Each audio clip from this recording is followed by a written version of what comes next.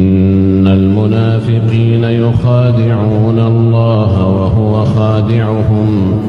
وإذا قاموا إلى الصلاة قاموا كسالى يراءون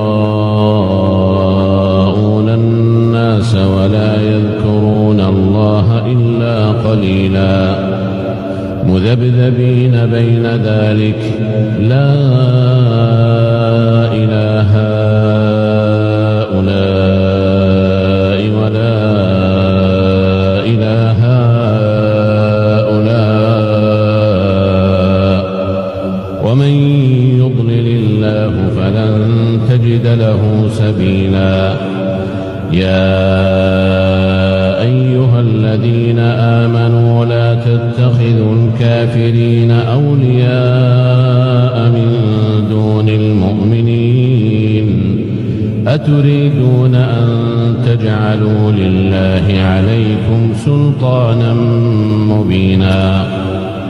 إن المنافقين في الدرك الأسفل من النار ولن تجد لهم نصيرا إلا الذين تابوا وأصلحوا واعتصموا بالله وأخلصوا دينهم لله فأولئك مع المؤمنين وسوف يؤتي الله المؤمنين أجرا عظيما ما يفعل الله بعذابكم إن شكرتم وآمنتم وكان الله شاكرا عليما لا يحب الله الجهر بالسوء من القول إلا من ظلم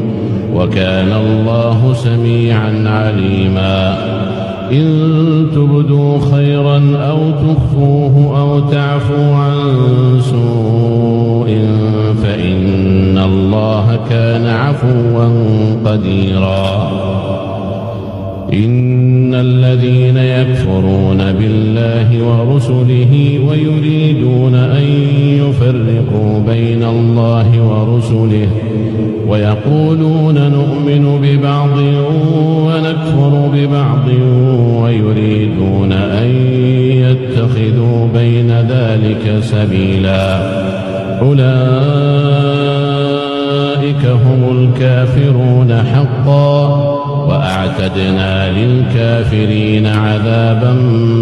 مهينا والذين آمنوا بالله ورسله ولم يفرقوا بين أحد منهم أولئك سوف يؤتيهم أجورهم وكان الله غفورا رحيما.